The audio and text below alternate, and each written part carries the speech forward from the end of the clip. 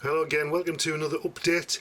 The first video of 2021 and also the last running session because I'm starting to dismantle the layout after this.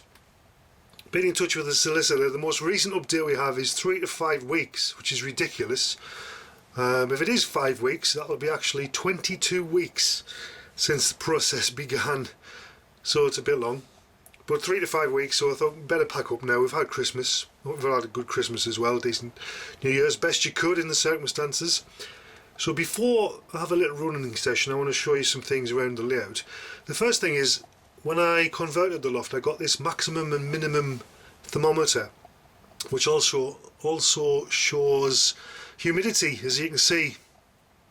That's the time, and it's 10.9 up here, so it's a bit nippy. It's actually quite a mild day in the northeast. It's 7 degrees outside, so it's not much warmer inside, it's just about 11, but it's 71% humidity, and I don't know if you can see there, but it actually says wet. That's classed as wet on here. It goes off when it's in the ideal range, but it's a maximum and minimum thermometer, easy for you to say. And if I press this, it'll show you the maximum values as well. So the hottest it's been is 31 degrees, and the wettest it's been was 83. Obviously not the same, because when it's hot it's dry, but it's just showing the maximum. Okay, so 31 degrees in the loft, which is very hot, 83%, which is very, very moist, and the minimum 6.2, which is probably overnight sometime during winter, and 32 degrees, which was probably ties in, sorry, 32% humidity, which probably ties in with the day when it was 31. So yeah, so not ideal, which has put me off the loft a bit, to be honest, for future layout when we eventually get moved and decide whether we're going to do it. I don't know what you guys who have lofts, if you have problems, but I think you need some sort of climate control, and I've noticed the rails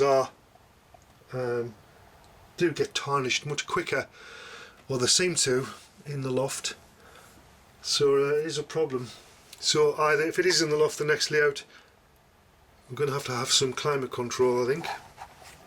So before we've run some trains for the last time, and it is basically just going to be a few locomotives, because I've already packed up most of the trucks and coaches and I don't really want to get anything out again. I really like this design for the station. It's not quite as big as I would have liked, and I'd like to do it again, I think, if I've got the room when we do eventually move. A few things I'd change. Basically, the idea was, if you can remember way back in the beginning, there would be an island platform here. This line is a through line, and then there would be a very small, because it's quite a small space, that a very small platform there as well. So this platform you could obviously get from both sides. What I think would be better is if a locomotive coming in on either line could go to any platform. And what I'd need to do, I'd have to put a crossover in here, I think. Similarly, I'd have to put a crossover in, I think. If a locomotive was on this line going that way and I wanted to go onto the down line, in the way it's on the left hand track, I'd have to put a crossover in there as well, sort of beyond there, if I had the space. Obviously that takes up a lot of room. It's all wishful thinking. We'll have to see where the layout's going to go first and how much space we have available. So one of the things I did before I decided to do a last running session is, if you see this little stump of wood there and there, but these were actually legs, and I've cut them off. I cut them off to be able to get the storage tracks underneath with the reversing loop, as you can see there. It means that the track here is sagging quite a bit now, because obviously the legs were supposed to be put back, so it could be a bit dodgy, I think, getting a locomotive up there. This is the feature I really like, actually, this little winding track down here as well. I thought that would have looked good. Oops, there we go, is that better? You can see the track's leaning over quite a bit as well, so it could be dodgy. I really did like this meander. As I said, it looked good. I thought it would add some interest to the layout. It disappears under there, which would have been a bridge. It would have been better if it had more height. So it would be nicer if we had more height in the new space. There is a garage. Could use that. Obviously I haven't been in the loft, but there is a loft space. I'll have to see what it's like. Something else I bought over the past year has been this PanaVise. It's basically because I wanted something to hold things when I'm soldering or when I'm fixing stuff, not just model railway stuff but other stuff as well, because I do tinker with electronics and stuff like that. And I saw this PanaVise and I got an opportunity to get it with 20 quid off, and so I took the plunge. Not a cheap thing by any stretch. It's American made, and they are not cheap, I think. Definitely not. But what I like about it, it has a very heavy base, which is screwed to this ball and socket arrangement here.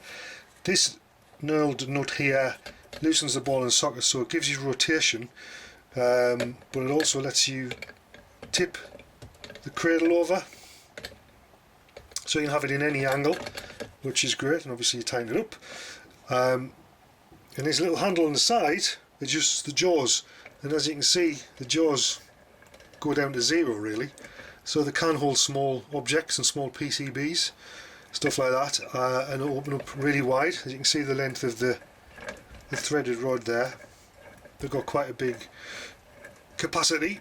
But obviously what I like about it, and what's very useful and clever design, is it always holds the job over the centre, so the centre of gravity is always maintained over the centre of the mount. Because what I found with other helping hands type things is they easily tip over, but this is pretty good. I've only used it once, but I'm impressed. It's a pity it's so expensive. As I said, I bought this, I got 20 quid off through a friend. I think he got a trade price, so it was quite good. I was quite pleased with it. But yeah, I might actually pay full top dollar if I had to buy it again. So I've only used it once, but it seems very good. I might do a full review of that at some point, so I've nothing else to do when I've dismantled the railway. That's PanaVise, if you want to look for it, by the way. Vice spelt the American wrong way, obviously, with an S. I'll just show you these two parts of the layout that never got finished. Obviously you've seen the storage tracks underneath. The track got built, just never got joined to the main line. It was going to join on there and run down this ramp here, run down there on that ply where that curve is, and then join onto the storage tracks, which will be jacked up basically underneath the main line, underneath the main station, sorry. But also, although the storage track came up here to join on with the goods loop, it would have also been able to go straight on, and a line that runs parallel with there. You can see where that point is. There was to be another line, another loop in fact, which would go around the outside of the layout. The idea was it went around the outside of the layout there, stayed on this side of that slope, all at the same level as well, lower level. It would come round here and it would actually provide a lower level station. So there's the main station, and there would be another track about this height, which passengers in theory could get off and take a lift or whatever up to the upper station, and that would be a branch line. That was going to be so roughly that height, not very high, but roughly that height. But obviously never got round to that, and then it would loop round again, and then join over there. It was my intention to have a bit more of a running session with more locomotives, but I've got a few problems with the track and I don't want to spend too long trying to put them right, because obviously it's getting dismantled after today. So we'll just give the Class 68 a couple of times round, I think, just for old time's sake, and we'll see how it copes with the precarious goods line, the unsupported goods line.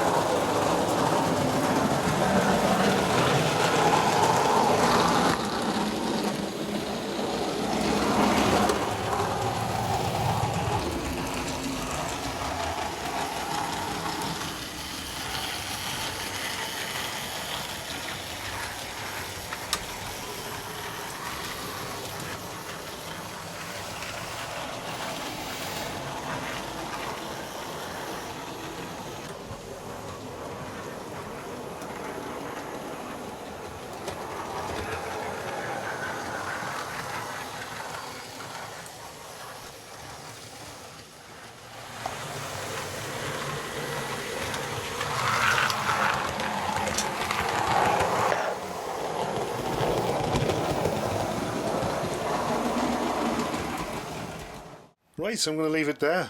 Not quite sure when the next video will be, but I'm hoping we're going to be moved the next 3, 4, 5 weeks. Fingers crossed. In the meantime, take care, stay safe, and I'll see you next time. Bye for now.